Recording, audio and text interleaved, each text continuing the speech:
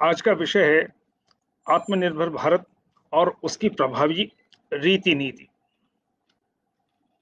मुझे लगता है आज से कोई 445 वर्ष पूर्व तुलसीदास जी ने यह कहकर कि पराधीन कहूँ सपने हो सुख नाही सोच विचार करूँ मन माही, अर्थात पराश्रित व्यक्ति को स्वप्न में भी सुख की कामना नहीं करनी चाहिए।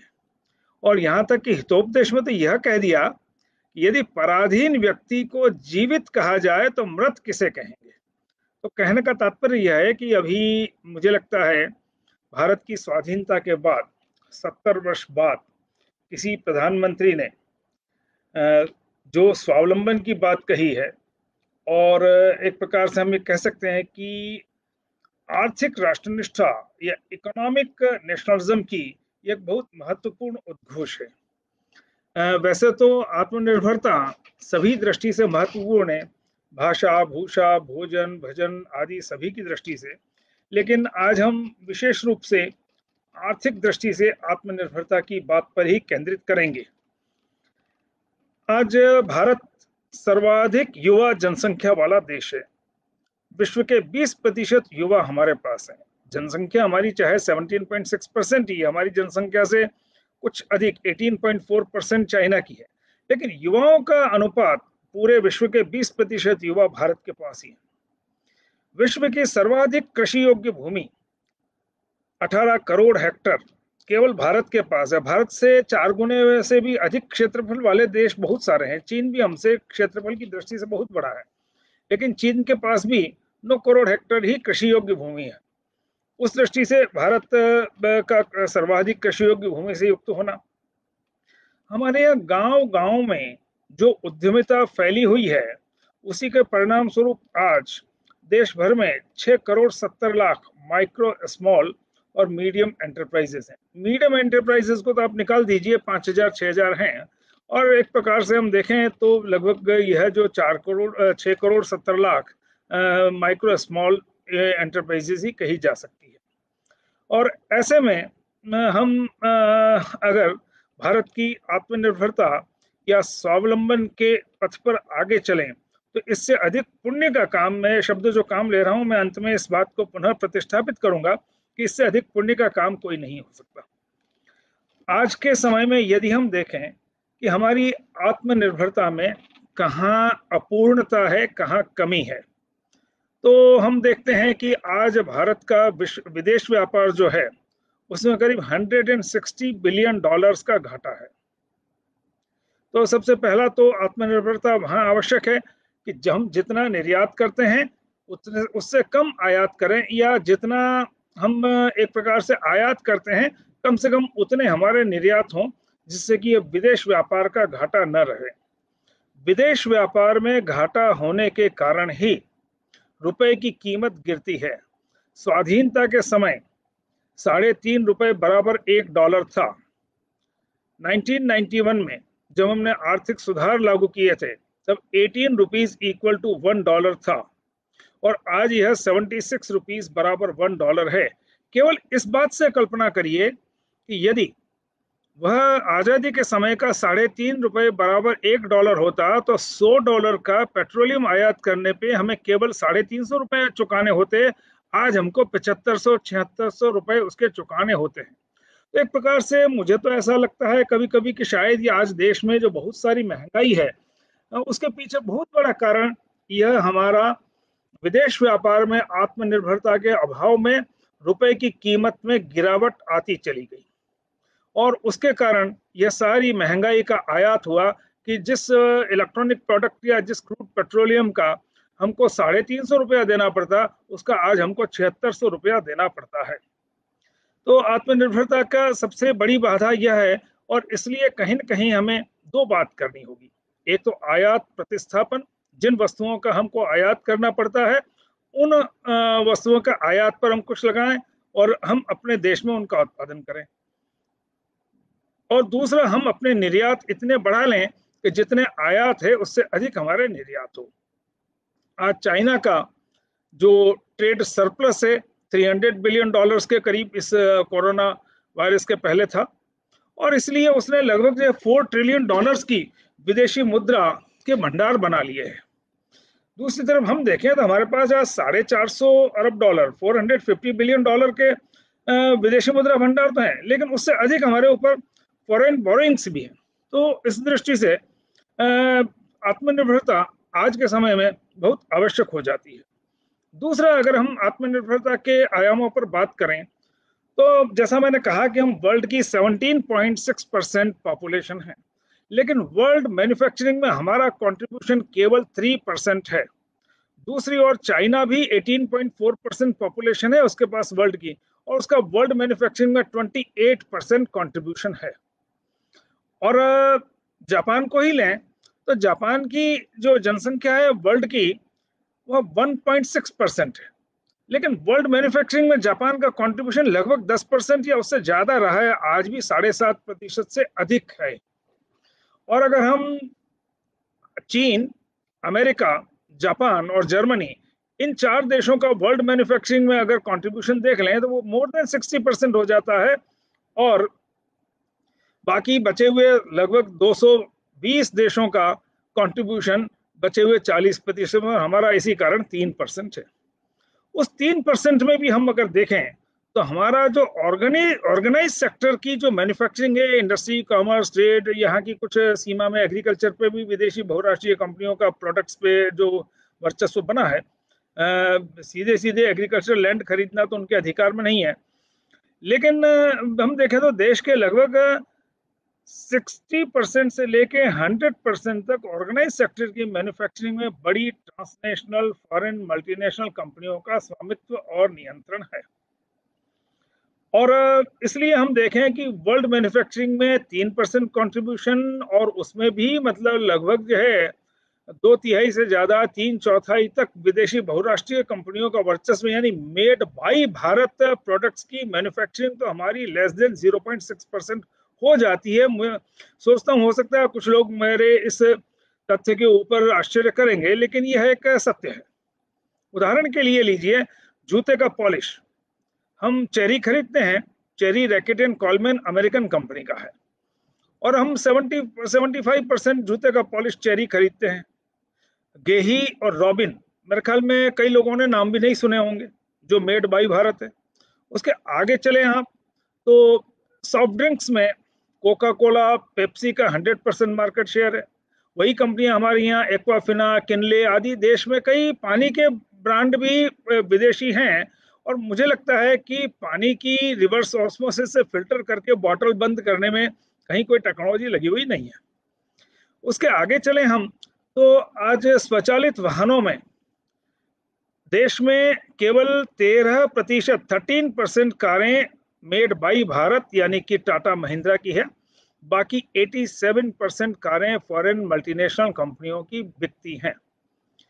अब यहां मैं थोड़ा सा एक स्पष्ट कर दूं कि जापान का वर्ल्ड मैन्युफैक्चरिंग में केवल 1.6% पॉपुलेशन होते हुए भी 10% या उससे ज्यादा शेयर क्यों रहा है कि जापान के लोगों में आर्थिक राष्ट्रनिष्ठा यानी इकोनॉमिक पैट्रियोटिज्म या इकोनॉमिक नेशनलिज्म या स्वदेशी का भाव इतना ऊंचा है, इतना प्रबल है कि वहां पर केवल 4% कारें विदेशी बिकती है। 96% कारें जापान के लोग केवल मेड बाय जापान खरीदते हैं, चाहे वो सॉफ्ट ड्रिंक हो, चाहे वो फूड प्रोडक्ट्स हो, चाहे वो टॉयलेटरीज, साबुन आदि हो, शैम्पू साबुन हो, चाहे वो कारें हो, चाहे वो मोबाइल फोन हो, चाहे वो सोलर पैनल हो। जापान में वो मेड बाय जापान खरीदते हैं। यहाँ तक कि अमेरिकन कैलिफोर्नियन राइस जापान में आधी कीमत में सुपरमार्केट्स पर अवेलेबल रहता है। उसका लंबे दाने वाला अच्छी खुशबू वाला चावल जापानी लोग नहीं खरीदते। मोटे दाने का बिना खुशबू का घटिया चावल स्वाद में भी अच्छा नहीं होता, उसकी दुगनी कीमत देकर भी वे खरीदते हैं। कहते हैं कि एक बार अगर जापानी किसान ने चावल की खेती बंद कर दी तो हमारी फूड सिक्योरिटी अफेक्ट होगी, इसलिए हम ये बढ़िया अमेरिकन कैलिफोर्नियन राइस नहीं खरीदेंगे। इसी प्रकार से आगे चलें आप तो दोपहिया वाहन में भी आज स्कूटर में भी सबसे ज्यादा होंडा का एक्टिवा है या दूसरे मल्टीनेशनल ब्रांड्स हैं। उसके आगे चले तो टीवी, फ्रिज में भी आज 70 से 85% तक शेयर जो सैमसंग, सेंसुई आदि मल्टीनेशनल ब्रांड्स का है। उसके आगे चलें तो मोबाइल फोन आप देखते हैं 60% के करीब तो चाइना के ही ओप्पो, वीवो, लिनोवो आदि। देश में सर्वाधिक जो कंप्यूटर, पर्सनल कंप्यूटर्स बिकते हैं पीसी, लिनोवो चाइनीज है और बाकी भी देश के बाहर के हैं। कंप्यूटर हार्डवेयर में तो हमारी जो कुछ भी मैन्युफैक्चरिंग थी समाप्त हो गई। विप्रो कभी बनाती थी, उसने अपना मैन्युफैक्चरिंग बंद कर दिया हार्डवेयर का, क्योंकि हिंदुस्तान में लोग विप्रो को के हार्डवेयर को नहीं खरीदते थे। और जेनिथ एक अच्छी कंपनी थी, उसका भी खरीदना लोगों ने बंद कर दिया, वो दिवालिया हो गई, बंद हो गई।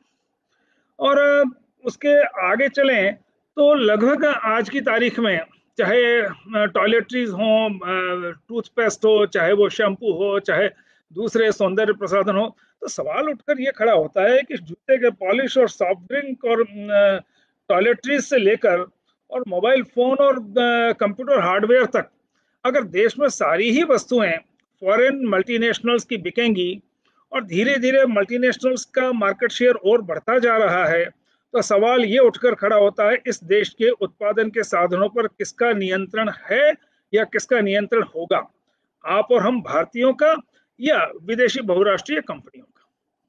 और बहुत सीधी सी बात है, अगर मैं खरीदने जाता हूँ बल्ब या ट्यूबलाइट, मैं अगर फिलिप्स का खरीदूंगा तो फिलिप्स हॉलैंड की कंपनी, नीदरलैंड्स की है, तो सारा प्रॉफिट वहां जाएगा, टेक्नोलॉजी डेवलपमेंट उनका होगा। अगर मैं चॉकलेट या पाउडर का दूध खरीदने जाऊंगा और वो नेस्ले का खरीदूंगा, टॉफी नेस्ले की खरीदूंगा, तो प्रॉफिट उसका स्विट्जरलैंड जाएगा, टेक्नोलॉजी डेवलपमेंट स्विट्जरलैंड का होगा। और अगर मैंने अमूल या कोई भी भारत के 20 ब्रांड है, वो कोई अगर मैंने इंडियन ब्रांड खरीदा, तो सारा वैल्यू एडिशन यहाँ का होगा। एक बात और स्पष्ट कर दूं कि फॉरेन प्रोडक्ट में है कुछ नहीं, दूध भी यहीं का है, यहीं के लोग उसका पाउडर का दूध या आइसक्रीम या चॉकलेट बनाते हैं, केवल ब्रांड उस पर नेस्ले का लग जाता है। अब तुलना में देखिए, स्विट्जरलैंड कितना बड़ा कंट्री है, केवल 41,000 स्क्वायर किलोमीटर का। ये कितना होता है, हमारी अक्सई चीन जो चीन ने 1962 में हमसे छीन ली थी, वो भी 38,000 स्क्वायर किलोमीटर की। हमारी अक्सई चीन जो चीन ने जितना क्षेत्रफल ले लिया, उतना बड़ा क्षेत्रफल वाला देश की पर कैपिटा इनकम हमारी पर कैपिटा इनकम की 100 गुने से भी ज्यादा है। वो इसलिए है कि हम मेड बाय भारत प्रोडक्ट्स होते हुए भी नहीं खरीदते हैं, और हम made by Switzerland, made by Japan, made by Sweden, made by other countries खरीदते हैं। और इसके कारण हमारे देश में आज, जैसा मैंने कहा कि वर्ल्ड मैन्युफैक्चरिंग में हमारा केवल 3% कॉन्ट्रीब्यूशन है, वो इसलिए कि फॉरेन मल्टीनेशनल कंपनियां यहाँ जो भी प्रोडक्ट बनाती नहीं है, उसके सारे पार्ट्स बाहर से लाती है और केवल यहाँ असेंबल करती है। बल्कि सारी आइसक्रीम हम बनाते थे, यूनिलीवर एक इंग्लैंड की एंग्लो डच कंपनी आई और उसने देखा क्वालिटी आइसक्रीम का मार्केट शेयर 38% है, देश में 5 उसके प्लांट हैं, 12,000 डीलर्स का नेटवर्क है, तो लगभग जो है उसने 99-2000 के आसपास उस आइसक्रीम कंपनी को खरीद के नाम भी क्वालिटी बॉल्स किया, क्वालिटी आगे रखा, और फिर वो आइसक्रीम मिक्स भी इंग्लैंड से लाने लग गई। अब आइसक्रीम मिक्स यहाँ बनने में, दूध क्रीम मिलाने में कोई दिक्कत नहीं, लेकिन इसलिए मल्टीनेशनल कंपनियां अपना सारा कंपोनेंट्स, डाउनस्ट्रीम वैल्यू चेन और कई बार पूरी तरह से बना हुआ उत्पाद अपने देश से लेकर आती हैं, और इसके कारण यह हमारे यहाँ परावलंबन वाली स्थिति बनती है। आज दूसरी तरफ हम आयात की बात करें तो देश के 90% सोलर पैनल चाइना से आते हैं, और अगर हम चाइना से 90% सोलर पैनल मंगाते हैं तो हर रोज चाइना को 2 लाख लोगों के एम्प्लॉयमेंट का गिफ्ट कर रहे हैं। हमारे जो सोलर पैनल चाइना में बनते हैं उसमें 2 लाख लोगों को प्रतिदिन रोजगार मिलता है। पिछले 2 साल में 50,000 करोड़ रुपए के सोलर पैनल हमने चाइना से मंगाए, और हुआ ये कि सोलर पैनल में हम वर्ल्ड क्लास सोलर पैनल बनाते थे अपने देश में। 2013 तक 49 original equipment manufacturers solar panels के फील्ड में थे, हीरो ग्रुप की hero solar, Vikram solar, Indo solar, मोजर बायर आदि। अब चाइना ने यहाँ डंपिंग शुरू की, यानी कि इतने सस्ते पैनल बेचने शुरू किए कि लोगों ने सारे पैनल चाइना के खरीदने शुरू किए, और हमारी जो कंपनियां थी ये अपना 70% प्रोड्यूस 2013 तक यूरोप और अमेरिका में एक्सपोर्ट करती थी, यानी कि उनकी क्वालिटी कतई खराब नहीं थी। लेकिन चाइना के द्वारा सस्ती डंपिंग शुरू की। चाइना ने अमेरिका, जापान और भारत तीनों में जो हमारी कॉस्ट ऑफ मैन्युफैक्चरिंग थी उससे 50% कॉस्ट पे डंपिंग शुरू की या बेचना शुरू किया। जापान ने चीन के पैनल्स के ऊपर 100% एंटी डंपिंग ड्यूटी लगा दी। अमेरिका ने 107% एंटी डंपिंग ड्यूटी लगा दी। एंटी डंपिंग ड्यूटी उसको कहते हैं कि कोई दूसरा देश अगर कोई चीज हमारे यहाँ सस्ती लाके बेच रहा है तो हम उतना ही टैक्स उस पर लगा दें ताकि वो दुगनी कीमत में बिकेगा। हमारे यहाँ एंटी डंपिंग ड्यूटी हमारे द्वारा नहीं लगाने के कारण और वो चाइनीज सस्ते पैनल्स को आने देने के कारण ये जो है सारे उद्योग बंद हुए। वो सारे नॉन परफॉर्मिंग एसेट्स में बदल गए। वो उसमें काम करने वाले 2-2, 2,500 लोग वो सब जॉबलेस हो गए और एक तरह से स्थायी रूप से हमारा वह मार्केट चाइना के हाथ में चला गया सोलर पैनल्स का। सोलर पैनल में कोई बहुत ज्यादा कॉम्प्लिकेटेड टेक्नोलॉजी भी नहीं लगती है। सिलिका हमारे देश में बहुत है, रेत, उसको 1000 डिग्री पे गर्म करने पे सिलिकॉन इनगोट बन जाएगा। सिलिकॉन इनगोट की थिन वेफरिंग करनी पड़ेगी, वेफर्स बन जाएगी। उन थिन वेफर्स से हम फोटोवोल्टाइक सेल और फोटोवोल्टाइक पैनल बनाते आए थे। वो हमारा सारा मैन्युफैक्चरिंग जो कैपेसिटी और इकोसिस्टम था वो हमारा डिस्ट्रॉय हो गया। तो जैसा मैंने कहा कि आज हम अपने 90% सोलर पैनल चाइना से मंगाते हैं। इसी प्रकार से हमारे देश में एक्टिव फार्मास्यूटिकल इंग्रेडिएंट्स हम आज 70% $2.4 बिलियन के चाइना से मंगाने पड़ रहे हैं, जबकि आज से 7 साल पहले 80% एक्टिव फार्मास्यूटिकल इंग्रेडिएंट्स हम अपने देश में बना लेते थे। चीन क्या करता है, हमारे एक उद्योग पे निशाना साधता है। जैसे सीमा पे हथियार से निशाना साधता है ना, यहाँ वो डंपिंग करके निशाना साधता है। एक उदाहरण से बात स्पष्ट हो जाएगी। जैसा मैंने कहा कि हम अपने देश में 80% एक्टिव फार्मास्यूटिकल इंग्रेडिएंट्स बनाते थे। अब जैसे विटामिन बी कॉम्प्लेक्स में जो बायोलॉजी के लोग जानते होंगे, फॉलिक एसिड चाहिए। फॉलिक एसिड हमारे देश में बनता था और 100% हम सेल्फ डिपेंडेंट थे। चाइना ने हमारे देश में 6-7 हजार रुपए किलो बिकता था, वह 4,500 रुपए किलो में डंपिंग शुरू की। तो सारे ड्रग फॉर्मुलेटर्स ने देखा अगर चाइना का फॉलिक एसिड का हम लेना शुरू कर दी। उस समय अगर हमने चाइनीज फॉलिक एसिड के ऊपर डंपिंग एंटी डंपिंग ड्यूटी लगा देते अगर 40%, तो हमारे सारे उद्योग बच जाते। वो नॉन परफॉर्मिंग एसेट्स में नहीं बदलते, वो कारखाने बंद नहीं होते, उसमें जो लोग नौकरी करते थे वो बेरोजगार नहीं होते। एंटी डंपिंग ड्यूटी नहीं लगाने के कारण क्या हुआ कि सारे देश के ड्रग फॉर्मुलेटर्स जो विटामिन बी कॉम्प्लेक्स बनाते थे, उन्होंने वो फॉलिक एसिड चाइना का लेना शुरू किया। अपने देश के सारे कारखाने बंद हो गए। अब जब देखा चीन ने कि अब इनके सारा फॉलिक एसिड की मैन्युफैक्चरिंग खत्म हो गई, तो उसने 2016 के 12 महीने में फॉलिक एसिड के दाम 11 गुने बढ़ाकर और 4,500 रुपए किलो से बढ़ाकर 50,000 रुपए किलो कर दिया। मान लो हमारे देश के भी मैन्युफैक्चरर वापस रिवाइव कर सकते थे, लेकिन हमारे यहाँ नॉन परफॉर्मिंग एसेट्स के रूल्स इतने कठोर हैं कि कोई भी बैंक उनको वापस वर्किंग कैपिटल लोन नहीं देगा, ये नहीं देगा, वो सारा तो वो संभव नहीं हो पाया। और ग्रीनफील्ड इन्वेस्टमेंट करके कोई इसलिए नहीं आता है, उसको वापस लगता है कहीं चाइनीज डंपिंग नहीं शुरू कर दे।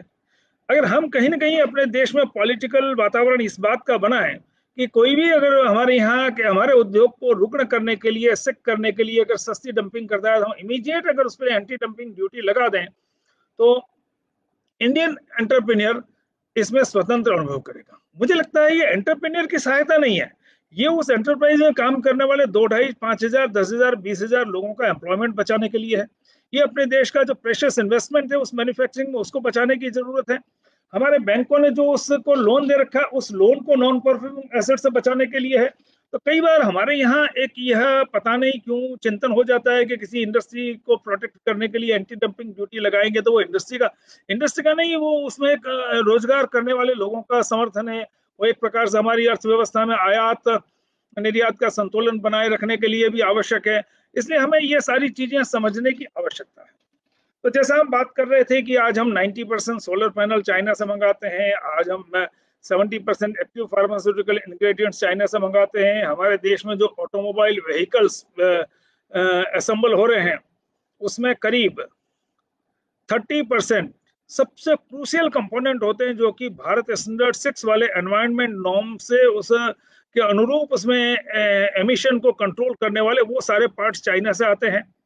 इनऑर्गेनिक केमिकल्स, फर्टिलाइजर, इंसेक्टिसाइड्स, ऐसे बहुत सारी चीजें चाइना से ऑलमोस्ट हम साल में $90 बिलियन के गुड्स इंपोर्ट करते हैं ऑफिशियली। चाइना अंडर इनवॉइसिंग बहुत करता है, वो $100 की चीज का $50 में भी और $30 का भी बिलिंग कर देता है ड्यूटी बचाने के लिए।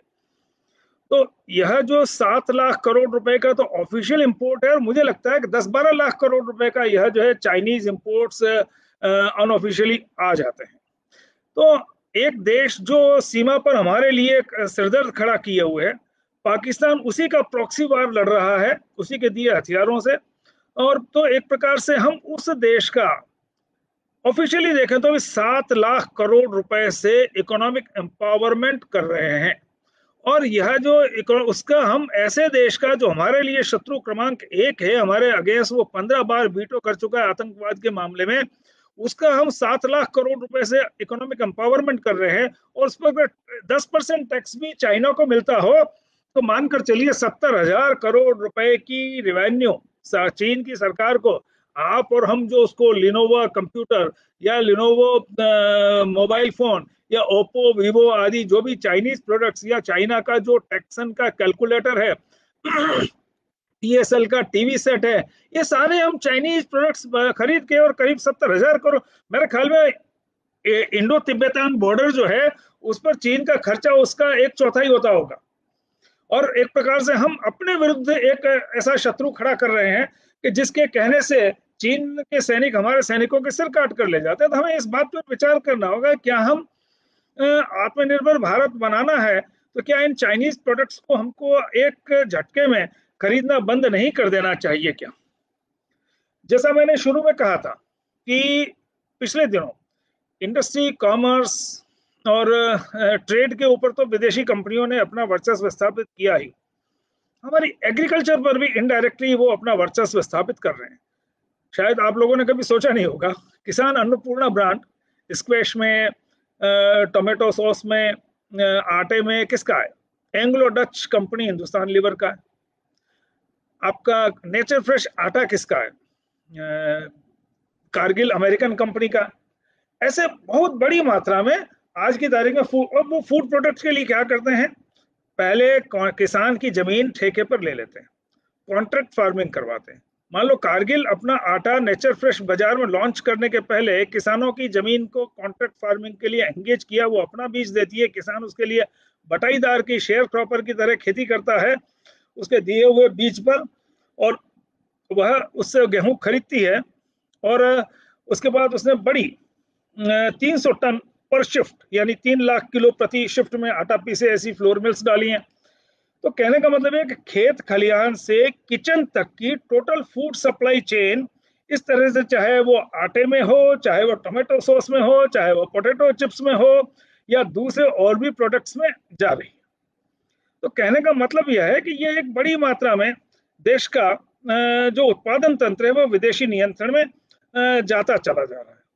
अब अगर हम देखते हैं कि यह उत्पादन तंत्र विदेशी नियंत्रण में जा रहा है, तो आज देश में हर 5 साल बाद चुनाव होंगे, तो सारी राजनीतिक दलों को अपना कोई अगर कंट्रीब्यूशन चाहिएगा तो वो भी मल्टीनेशनल कंपनियां ही देगी, तो हमारी पॉलिसीज को मैनोवर करेंगी।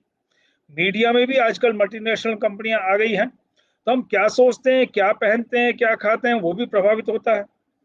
फिर बहुत सारी कंपनियां ऐसी हैं जो रेडीमेड फूड बनाती हैं, बहुत सारी कंपनियां ऐसी हैं जो टीवी फ्रिज आदि बनाती हैं। उनकी रिसर्चेज हुई हैं, उसमें उन्होंने पाया कि हिंदुस्तान में तो लोग ज्वाइंट फैमिली में रहते हैं और इसलिए रेडीमेड फूड लाते ही नहीं। मेरे ख्याल में आप सब श्रोताओं में भी कितने लोगों ने आज कोई कॉर्नफ्लेक्स का नाश्ता किया होगा, या कोई रेडीमेड नूडल्स लाए होंगे, या कोई रेडीमेड हाफ बेक्ड चपाती लाए होंगे, कोई नहीं लाया। और इसी तरह से हमारे एक कॉमन रूम में एक टीवी और एक फ्रिज से काम चल जाता है, कुटुंब के लोग उसमें उससे देखते हैं। वेस्टर्न कंट्रीज में इंडिविजुअल हो जाए, पति पत्नी में बहुत जल्दी अनबन हो जाती है, साल 2 साल 3 साल में ही, तो सबको फैमिली में अपना खाना खुद तैयार करना, नाश्ता खुद तैयार करना, सबके कमरे में अपना अपना टीवी, अपना अपना फ्रिज है। एक भाई भी अगर अपनी बहन के फ्रिज से पानी लेगा तो why are touching my fridge, get it from your own. तो ये जो इंडिविजुअलिज्म है, उस इंडिविजुअलिज्म के कारण जो per capita sale of readymade food और sale of white goods, TV fridge आदि, वॉशिंग मशीन आदि की सेल जो है पर कैपिटा हमारे देश में वेस्टर्न कंट्रीज की तुलना में 1/20 से भी कम है। और इसलिए उनको लगता है कि भारत में भी अगर परिवारों में अलगाववाद खड़ा किया जा सके तो करना चाहिए। इसलिए आपने देखा होगा हर सीरियल में पति पत्नी को झगड़ते हुए दिखाया जाता है, क्योंकि सीरियल कौन स्पॉन्सर करता है, आप और हम जानते हैं। झगड़ते हुए दिखाया जाएगा, झगड़ने के बाद उनको तलाक लेते हुए दिखाया जाएगा, तलाक लेने के बाद पुनर्विवाह करते हुए दिखाया जाएगा। मेरी आयु के लोग आज से 20 साल पहले तो तलाक और पुनर्विवाह की कल्पना ही नहीं कर सकते थे। हमारे यहाँ तो मरने के बाद पति और पत्नी दोनों के पिंड का सपिंडीकरण वो 12वें के दिन एक साथ मिलाया जाता है कि भाई आगे के 7 जन्मों तक भी वो उनका जोड़ी वैसी ही रहे, इसलिए सपिंडीकरण किया जाता है। और यहाँ उस सपिंडीकरण को विवाह के 2-4 साल में ही वो दूर दूर हो जाएं, इसके लिए सारे प्रयास आज हो रहे हैं। मेरे पुराने विश्वविद्यालय में एक प्रोफेसर थी, उन्होंने कहा सर आप सही कह रहे हैं, ये बार बार टीवी पे तलाक और पुनर्विवाह देख के और हमारे बच्चे इससे प्रभावित हो रहे हैं। उन्होंने कहा मेरी एक भतीजी 8वीं क्लास में पढ़ती है, 14-15 साल की होगी, वो एक दिन शॉर्ट पहने हुए थी निकर, तो वो बाहर शैम्पू का पाउच लेने जा रही थी, तो मैंने उसको कहा नहीं नहीं शॉर्ट पहन के बाहर नहीं जाते। उसने कहा बुआ मैं तो बड़ी होकर भी शॉर्ट ही पहनूंगी। तो उन बुआ जी ने, उन बहन जी ने कहा कि मैंने उससे मजाक में पूछ लिया तुम्हारे ससुराल वाले नहीं पहनने देंगे तो क्या करोगी? तो उसने तपाक से उत्तर दिया तलाक दूंगी, दूसरा विवाह करूंगी। अब अगर 14 वर्ष की बच्ची या बच्चे के दिमाग में अभी से हमने ये घर कर दिया कि भाई दाम्पत्य में कोई थोड़ा भी एक दिन थोड़ी सी भी कुछ अगर डाइल्यूशन आ जाए तो तलाक देके दूसरा विवाह करना ये एक समाधान है। आपने देखा होगा आज से 20 साल पहले के सीरियल्स में 85% या 100% डायलॉग्स कॉम्प्लीमेंट्री होते थे, संपूरक संवाद होते थे। आज के सीरियल्स में मेरा तो कई डायलॉग राइटर से बात होती है जो एडवर्टाइजर्स के लिए सीरियल्स में डायलॉग लिखते, वो कहते हैं हमारे ऊपर दबाव है कि 85% डायलॉग नॉन कॉम्प्लीमेंट्री होने चाहिए। अभी अपना सीमित समय है तो सारे नॉन कॉम्प्लीमेंट्री डायलॉग्स के मैं उत्तर नहीं दे पाऊंगा, उदाहरण नहीं दे पाऊंगा। मैंने करीब 40-45 ऐसे नॉन कॉम्प्लीमेंट्री डायलॉग्स की सूची बनाई है। जैसे प्रति प्रश्न करना, काउंटर क्वेश्चन करना। काउंटर क्वेश्चन अगर मान लो व्यक्ति ने पूछा कि तुमने ऐसा किया क्या, तुमने किया क्या कभी? एक उदाहरण लेता हूँ, मान लो कोई पिताजी अपने बच्चे से पूछते हैं अरे तुम परसों फिल्म देखने गए थे मुझे बताया क्यों नहीं? तो आज से 20 साल पहले का डायलॉग राइटर उसे सच बुलवाता, वो कहता पिताजी आपको किसी ने गलत कहा मैं नहीं गया, अगर नहीं गया तो वो बताना। अगर वो गया और जानबूझ के छुपाया तो वो कहता कि मैं आपसे डर रहा था इसलिए मैंने आपको नहीं बताया। और अगर वो हाँ भूल गया तो कहता है कि हाँ मैं गया तो था पर मैं भूल गया था। अब आज का डायलॉग राइटर वो नहीं भी गया तो उससे बुलवाएगा आप बताओ आपको किसने कहा, ये काउंटर क्वेश्चन है। तो पिताजी कहेंगे नहीं नहीं मैं नहीं बताऊंगा, मुझे किसने कहा, तुम गए थे नहीं गए थे बताओ। तो बच्चे से बुलवा देगा जब तक आप नहीं बताओगे तब तक मैं भी आपको सही जवाब नहीं दूंगा गया या नहीं गया।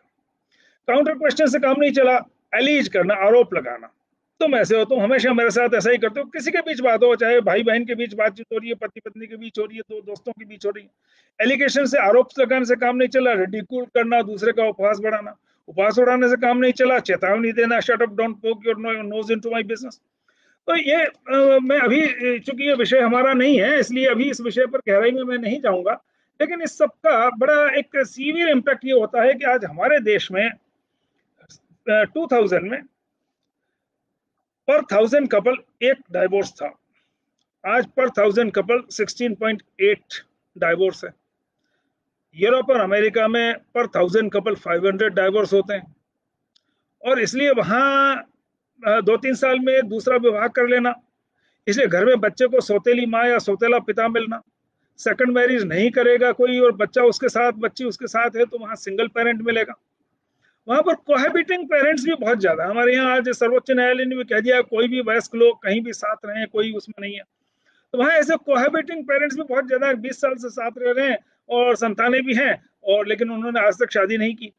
तो करीब स्थिति ये बन गई कि आज 15-16 साल की एज में ही बच्चों को साइकेट्रिक ट्रीटमेंट यूएस में, यूरोप में लेना पड़ता है।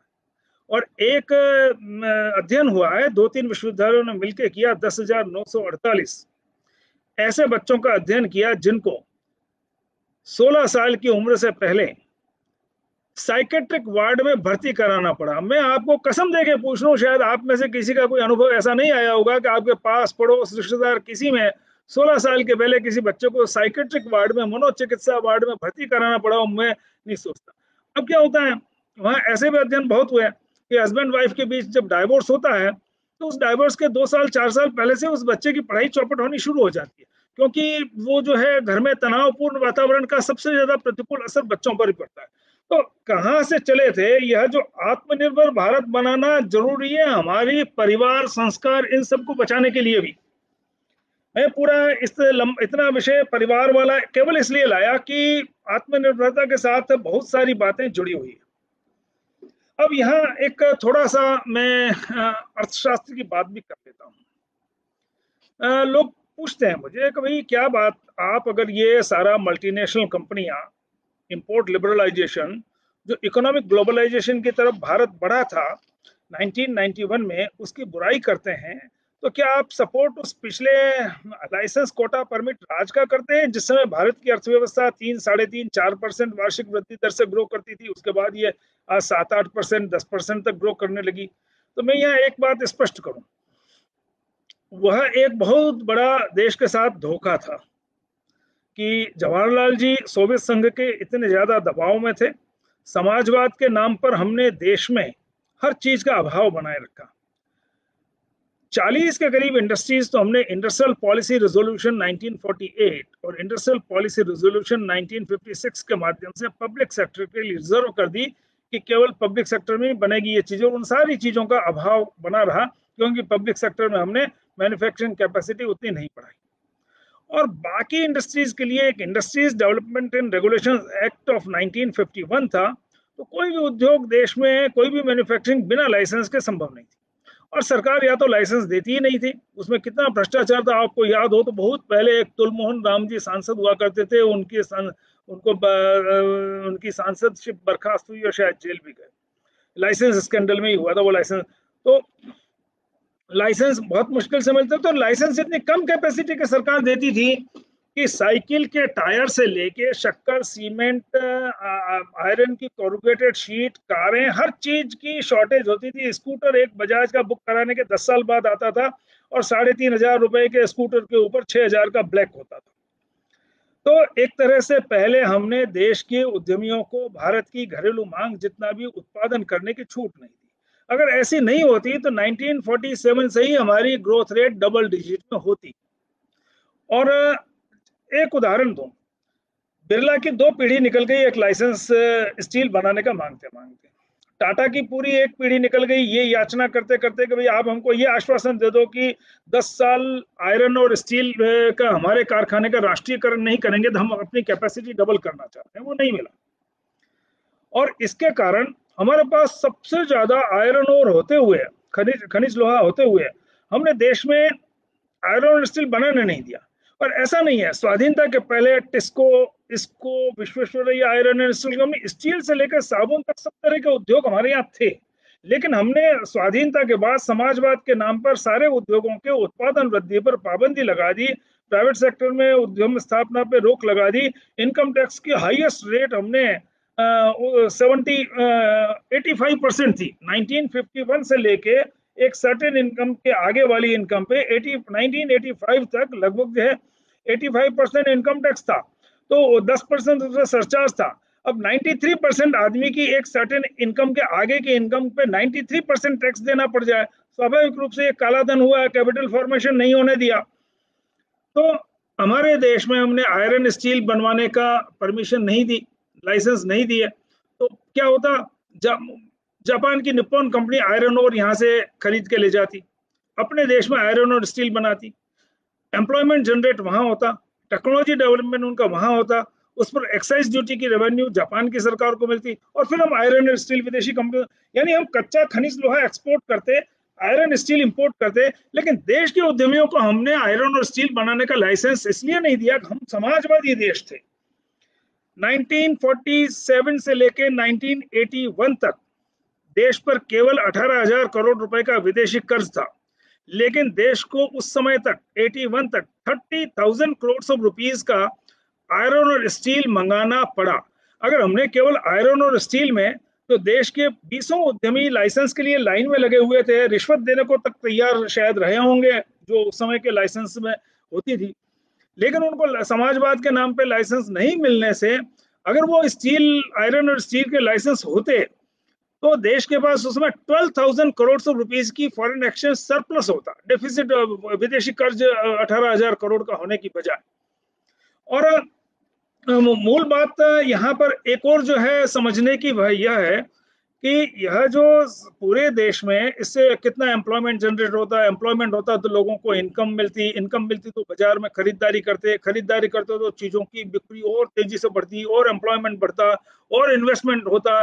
तो मुझे लगता है कि एकदम देश एक अलग ही मतलब जो हम दुनिया का क्रमांक 1 की आर्थिक शक्ति बन चुके होते। मैं एक निवेदन करूं, शायद थोड़ा सा बीच में अलग से वो हो जाएगा। एक Angus Maddison British economic historian को, जो ओईसीडी कंट्रीज है, organisation for economic cooperation and development countries, दुनिया के सारे जो डेवलप्ड कंट्रीज हैं उनका एक समूह बना हुआ है, अमेरिका, यूरोप, जापान, कोरिया आदि उसके सदस्य हैं। उन्होंने एंगस को पूछा, वो ब्रिटिश इकोनॉमिक हिस्टोरियन थे, कि एंगस क्या तुम दुनिया का पिछले 2000 साल का आर्थिक इतिहास लिख सकते हो क्या? उसने कहा हाँ मैं लिख सकता हूँ। तो पूछा कि क्या चाहिए? उसने 130 एक्सपर्ट्स मांगे, कोई आर्कियोलॉजिस्ट हैं, कोई इकोनॉमिस्ट हैं, ऐसे अलग अलग हिस्टोरियंस हैं। वो दिए उसको, उसका सारा खर्चा उन्होंने दिया कंट्रीज ने। उसको एक चार्टर्ड एयरक्राफ्ट दिया और उसने पूरी दुनिया में घूम के world economic history millennium perspective लिखा। बेल्जियम की राजधानी ब्रुसेल्स में ओईसीडी कंट्रीज का हेडक्वार्टर, वहां से वो पब्लिश हुई, नेट पे अवेलेबल है, आप लोग उसको पढ़ लीजिए। उसने लिखा कि सन 0 AD से लेके 1500 AD तक, 1500 साल तक वर्ल्ड की मैन्युफैक्चरिंग में इंडिया का कंट्रीब्यूशन 34% था, आज जो 3% है। लोग कई कहते हैं भारत कृषि प्रधान देश, भारत कृषि नहीं उद्योग प्रधान भी रहा है। उस समय अमेरिका, चीन, यूरोप, जापान कोई हमारे आसपास नहीं थे। वर्ल्ड की 34% मैन्युफैक्चरिंग हमारे हाथ में थी। चाइना की भी आज केवल 28% ही है। आप सोचिए हम कहाँ थे। अब क्या हुआ कि यह जो समाजवाद के नाम पर देश में उद्योगों की स्थापना नहीं होने दी, उत्पादन नहीं बढ़ने दिया। उदाहरण के लिए हमारे यहाँ उस समय सबसे बड़ी साबुन बनाने वाली कंपनी टॉमको थी, Tata oil mills and company. दूसरी सबसे बड़ी थी गोदरेज सोप्स। ये दोनों आजादी के 20 साल पहले से काम कर रही थी, और ऐसी और बहुत सारी थी। हर गांव कस्बे में सोप कंपनियां थी। तो वो उसको हमने कह दिया 500 करोड़ से आगे उसकी बिक्री नहीं बढ़ाने दी, और 350 करोड़ से गोदरेज सोप्स की नहीं बढ़ाने पड़ी। एक हमने कानून बना रखा था, monopolies and restrictive trade practices act, और उसमें हमने इनको डोमिनेंट कंपनीज कहा और इनको आगे नहीं बढ़ने दिया। फिर हमने अचानक 91 में इकोनॉमिक ग्लोबलाइजेशन में इंपोर्ट्स खुले किए और फॉरेन डायरेक्ट इन्वेस्टमेंट को बुला लिया। तो हुआ ये कि सारी की सारी हमारे यहाँ की छोटे छोटे उद्यम थे, जिनको हमने कभी बढ़ने नहीं दिया, घरेलू मांग पूर्ति जितना भी उनको विस्तार नहीं करने दिया, वो सारे मल्टीनेशनल कंपनियों ने खरीद लिया। जैसे टाटा ऑयल मिल्स कंपनी को हिंदुस्तान लीवर ने खरीद लिया। टाटा की एक और सौंदर्य प्रसाधन कंपनी थी लक्ष्य में, उसको हिंदुस्तान लीवर ने खरीद लिया। देश में 50-60 सॉफ्ट ड्रिंक बनाने वाली कंपनियां थी, जैसे ये पार्ले प्रोडक्ट्स बनाती थी, थम्स अप, लिम्का आदि, उनके अच्छे 600 करोड़ की बिक्री के साल के वो जो है सॉफ्ट ड्रिंक्स बनाती थी। ऐसे ही चरणजीत सिंह जी की वो एक और थी जिसमें कैंपा कोला और वो सारे आते थे, विभू, सोनोला, कई ब्रांड थे। तो ज्यादातर तो बंद हो गई, और चौहान ब्रदर्स से ये जो थम्स अप, लिम्का आदि के ब्रांड्स उसने खरीद लिए हिंदुस्तान लीवर ने। और एक तरह से सॉफ्ट ड्रिंक जो हम 100% इंडियंस बनाते थे, आज 100% कोक और पेप्सी के हाथ में चला गया। तो कहने का मतलब यह है कि यह जो अचानक हमने, मतलब पिछले 70 साल में कभी भी भारत के इंडस्ट्रियलिस्ट को घरेलू मांग जितना भी प्रोड्यूस नहीं करने दिया। 91 के रिफॉर्म्स के बाद लगभग आयात उदारीकरण कर दिया। इससे ज्यादातर उद्योग देश के या तो बंद हुए या विदेशी कंपनियों द्वारा अधिग्रहित हो गए, और यह अधिग्रहण सभी क्षेत्रों में हुआ। और मैं अब चूंकि मेरा समय भी पूरा होने आ रहा है, तो मैं एक वर्ल्ड में इन्वेस्टमेंट वार्स किस तरह के चलते हैं, तो मैं एक सीमेंट का उदाहरण ले लेता हूँ। बाकी मैं रेफ्रिजरेटर दूसरे भी लेना चाहता था, लेकिन इससे आपको समझ में आ जाएगा। पूरी दुनिया का हर देश चाहता है कि वर्ल्ड मैन्युफैक्चरिंग में उसका ज्यादा से ज्यादा फुट होल्ड हो। तो 1980 के दशक में cement was a sunrise sector in north America, Canada और यूएसए में। तो 6 यूरोप की बड़ी सीमेंट कंपनियां, जिनको हम cement major, European cement majors कहते हैं, Lafarge, Holcim, Italcementi, Heidelberg आदि, उनको लगा कि हमको नॉर्थ अमेरिका में, कनाडा और अमेरिका में सस्ती सीमेंट डंपिंग करनी चाहिए। जैसे चाइना ने हमारे यहाँ करके सोलर पैनल के सारे कारखाने बंद करवाए ना, वैसे उन्होंने वहां सस्ती सीमेंट ले जाके बेचनी शुरू की। तो नॉर्थ अमेरिका के सीमेंट मैन्युफैक्चरर्स ने हाथ खड़े किए, उन्होंने अपने कारखाने बेचने शुरू किए हैं। तो नॉर्थ अमेरिका की सीमेंट मैन्युफैक्चरिंग को ये 6 यूरोपियन सीमेंट मेजर्स ने एक्वायर कर लिए, खरीद लिए। उसके बाद 90s में ईस्टर्न यूरोप में खरीद लिए। उसके बाद 95 ऑनवर्ड्स लैटिन अमेरिका के 28 ही देशों में सीमेंट मैन्युफैक्चरिंग को धीरे धीरे करके ये 6 यूरोपियन सीमेंट मेजर्स ने खरीद लिया। उसके बाद साउथ ईस्ट एशिया के जो 10 देश हैं, इंडोनेशिया, कोरिया, मलेशिया आदि, यहाँ पर सस्ती सीमेंट की डंपिंग शुरू की हुई उन्हीं 6 यूरोपियन सीमेंट मेजर्स ने। यहाँ के कारखाना मालिकों ने हाथ खड़े किए, वो बिके तो उन्होंने खरीदे। फिर जब वहां खरीद लिए तो वही यूरोपियन 6 सीमेंट मेजर्स ने भारत में सस्ती सीमेंट की डंपिंग शुरू की। 97, 98, 99, 2000, 2001 के आसपास आपको याद होगा कोरिया की सीमेंट देश में बहुत सस्ती बिकती थी। हम कहते थे ये कोरिया की सीमेंट खरीद के लाया मकान बनाने के लिए, वो सस्ती है। तो कोरिया की नहीं है, वो कोरिया में जिन यूरोपियन कंपनियों ने सीमेंट मैन्युफैक्चरिंग को अधिग्रहित कर लिया, उन्होंने डंपिंग शुरू की। सबसे पहले टाटा ने हाथ खड़े किए। Tata iron and steel company के सीमेंट प्लांट उनको बेचने पड़े। सस्ती सीमेंट जो यूरोपियन कंपनियां हैं बेच रही थी कोरिया के रास्ते।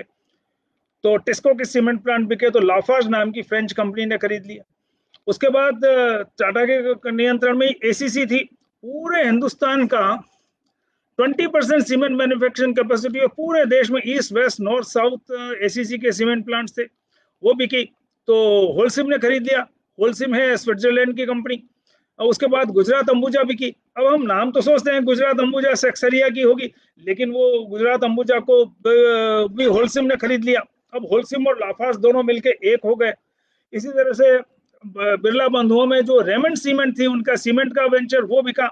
जुआरी सीमेंट भी बिरला बंधुओं में से एक का था, बिका। तो ठीक है, आज अल्ट्राटेक बिरला बंधुओं के पास है, लेकिन बाकी सर, तो कहने का मतलब ये एक समय ऐसा है 55% सीमेंट मैन्युफैक्चरिंग इन 6 यूरोपियन मेजर्स के पास चली गई।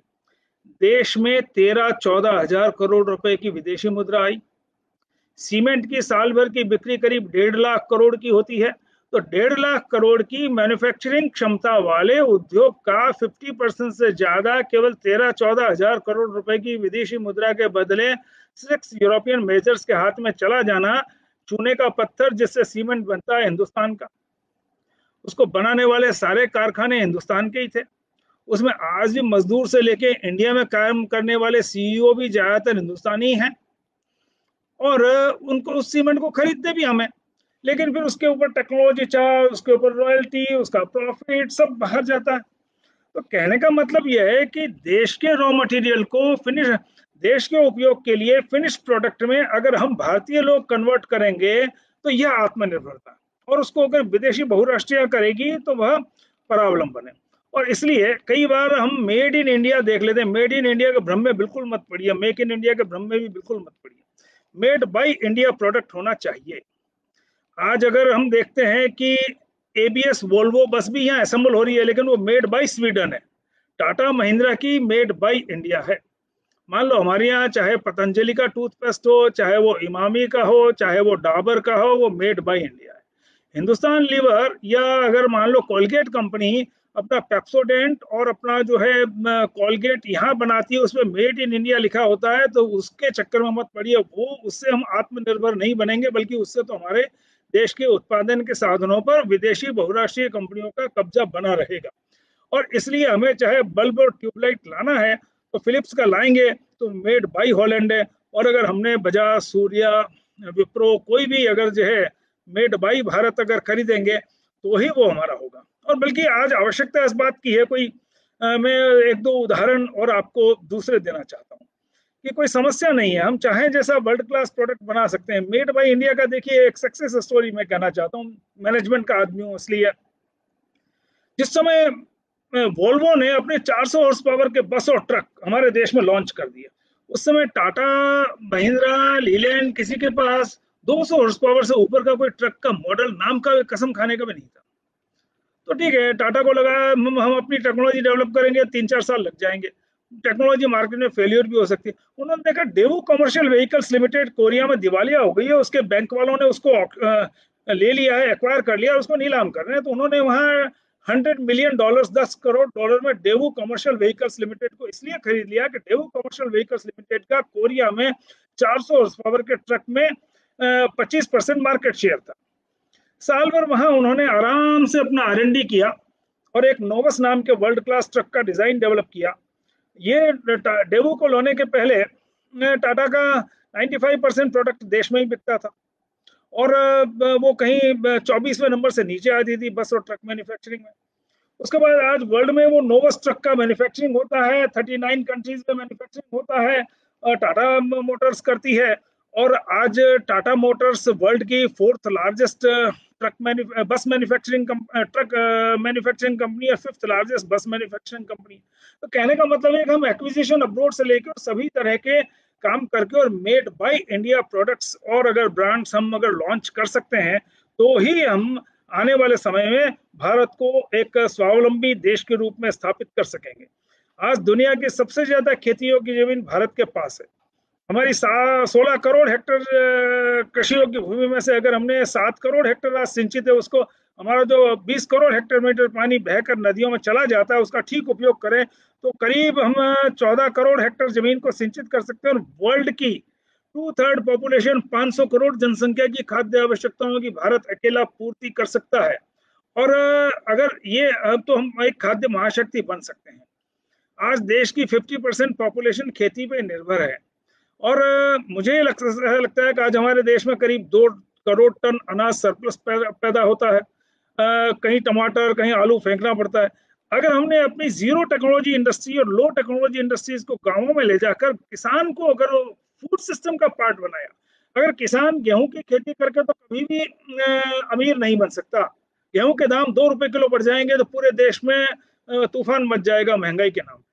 लेकिन अगर वहां मैदा सूजी ब्रेड आदि बनाने के कारखानों का विलेज लेवल एंटरप्राइज के माध्यम से फार्मर प्रोड्यूसर ऑर्गेनाइजेशन के माध्यम से किसी कोऑपरेटिव वेंचर के माध्यम से अगर हमने तो चाहे टमाटो सॉस हो चाहे पोटैटो हमको एक्सपोर्ट वर्दी प्रोडक्ट्स एग्रीकल्चर में लॉन्च करने होंगे और हमारे देश के ग्रेजुएट्स को हमको विलेज लेवल एंटरप्राइज स्थापित करने के लिए फार्मर प्रोड्यूसर ऑर्गेनाइजेशन डेवलप करने के लिए कोऑपरेटिव में इस तरह की जीरो टेक्नोलॉजी और लो टेक्नोलॉजी इंडस्ट्रीज को इंटीग्रेटेड रूरल डेवलपमेंट का पार्ट बनाने के लिए ये सारा हमको करना होगा। तो आज दुनिया में जितनी ऑर्गेनिक फूड की डिमांड है भारत के पास सबसे ज्यादा ऑर्गेनिक कल्टीवेटर्स हैं। तो कहने का मतलब यह है कि आने वाले समय में सबसे ज्यादा यूथ भारत के पास है। हमारे पास वर्ल्ड का 3rd largest pool of technical talent है और हमारे पास वर्ल्ड का लार्जेस्ट यूथ है। वर्ल्ड की सबसे ज्यादा खेतियों की जमीन है। वर्ल्ड की हमारी मतलब देश की जनसंख्या में 50% आज खेती पे निर्भर है। तो उन सबको हम वैल्यू एडिशन में लगाएंगे तो मुझे लगता है कि आत्मनिर्भर भारत विश्व की क्रमांक 1 की आर्थिक शक्ति होगी और फिर हम वसुधैव कुटुंबकम के भाव से पूरे देश में जो सौहार्द और हमारे चाहे पारिवारिक मूल्य हैं, भारत में जो सत्यनिष्ठा है, इन सब का हम पूरी दुनिया में प्रसार कर सकेंगे। आज भी ऐसा है कि दुनिया में आप देखिए कि सारी मल्टीनेशनल कंपनियों के सीईओ ने चाहे वो गूगल हो, माइक्रोसॉफ्ट हो, एडोब हो, मास्टर कार्ड हो, सब में भारतीय है। तो आने वाला समय भारतीय सदी है। आवश्यकता है हम 2 बातें कर ले, आर्थिक राष्ट्रनिष्ठा, केवल स्वदेशी मेड बाय इंडिया प्रोडक्ट्स खरीदें, उस टेक्नोलॉजी को डेवलप करें जो भारत के लिए आवश्यक है, यानी टेक्नो नेशनलिज्म का अनुसरण करें और अपने देश को स्वावलंबी बनाने के लिए हम सब लोग लग जाएंगे। तो इतना कहकर मैं अपनी बात को यहीं पूरा करता हूं। यह आने वाला 2020 का दशक भारतीय दशक होगा और यह पूरी 21वीं सदी भी भारतीय सदी होगी। इतना कहकर मैं अभी आप सभी का सादर अभिवादन करके विदा लेता हूं।